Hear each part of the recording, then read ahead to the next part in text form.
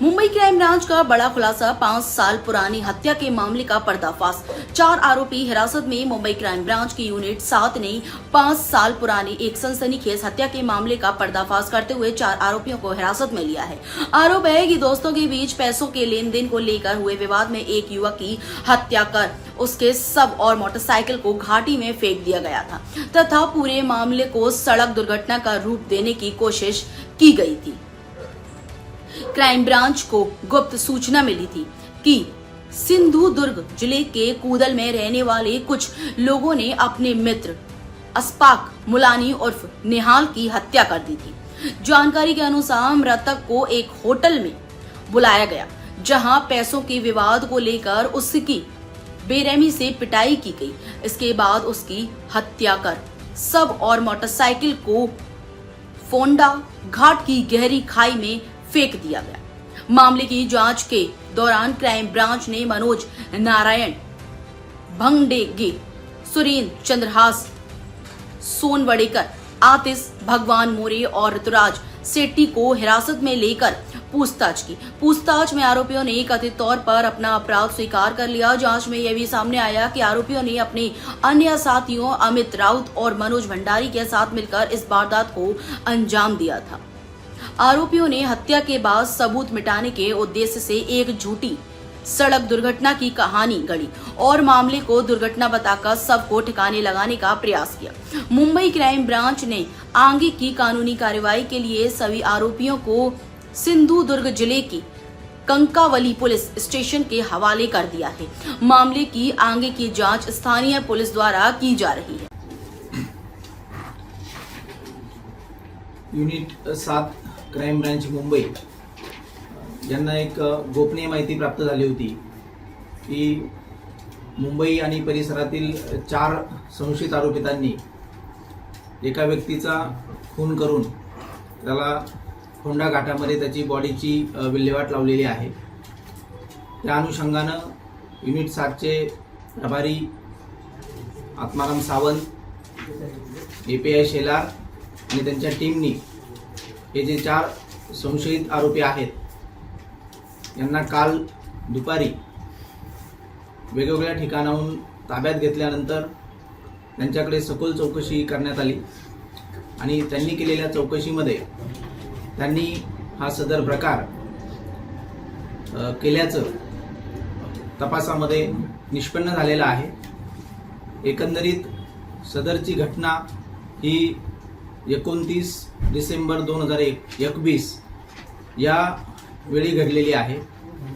एकंदरीत जो घटनाक्रम आहे तो त्यांनी 29/12/2021 रोजी हे संशयित एकूण 6 आरोपी आणि मयत हे सर्वजण मिळून सिंधुदुर्ग येथील एका हॉटेलमध्ये एकत्र आले।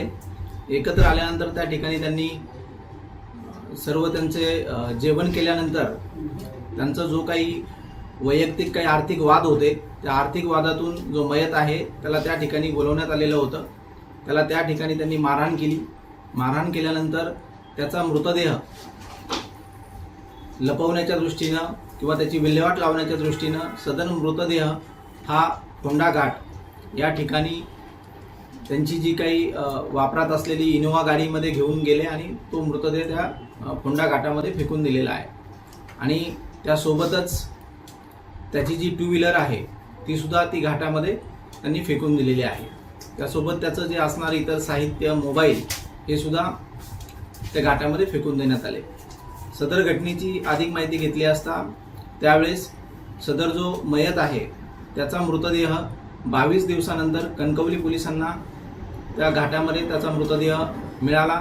त्यावरून कणकवली पोलीस स्टेशन या ठिकाणी ॲक्सिडेंटल डेथ रिपोर्ट दाखल करण्यात आलेला होता।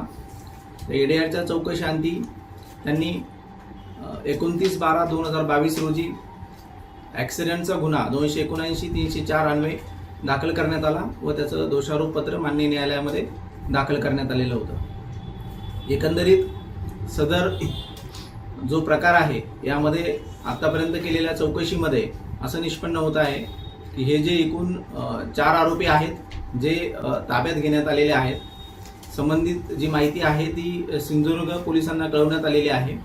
त्यांची टीमला हे जे 4 आरोपी आहेत ते ताब्यात देण्यात येणार आहेत. एकंदरीत त्यांनी सदर जो मृतदेह आहे आणि सदर हा जो प्रकार केलेला आहे हा ॲक्सिडेंट आहे असं भासवण्याचा प्रयत्न केलेला आहे.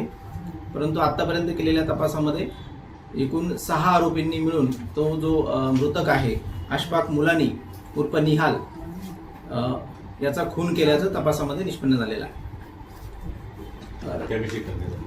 त्या ठिकाणी घटनास्थळावरती ज्या हॉटेलमध्ये हा प्रकार झालेला आहे त्या ठिकाणी असणारे त्यांनी लाकडी दांडके किंवा हाताने मारहाण केलेली आहे आणि त्यावरून त्याच्या हेड इंजुरी मोठ्या प्रमाणात असल्यामुळे त्याचा मृत्यू झालेला आहे.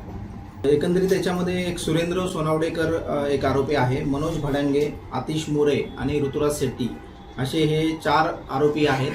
यांना ताब्यात घेण्यात आलेला आहे आणि अजून या गुन्ह्यामध्ये एकूण 2 आरोपी हे अमित राऊत आणि मनोज भंडारी असे 2 आरोपी फरार आहेत. उशिरा इनोवा गाडीमध्ये मागच्या डिकीमध्ये टाकला आणि त्यानंतर ते फोंडा घाटामध्ये जाऊन तो मृतदेह त्यांनी दरीमध्ये फेकून दिलेला आहे. पण सर एकंदरीत ते सर्वजण सोबत हॉटेलमध्ये गेलेले होते, सोबत त्यांनी एकत्र जेवण केलेलं आहे आणि जेवण झाल्यानंतर त्या ठिकाणी त्यांनी त्याला मारहाण करून त्याचा खून केलेला आहे आणि रात्री उशिरा त्यांनी सर्व हॉटेलमधले कामगार किंवा बाकी सर्व झोपल्यानंतर त्यांनी हे बॉडीची विल्हेवाट लावण्यासाठी फोंडा घाटामध्ये बॉडी घेऊन गेलेली आहे.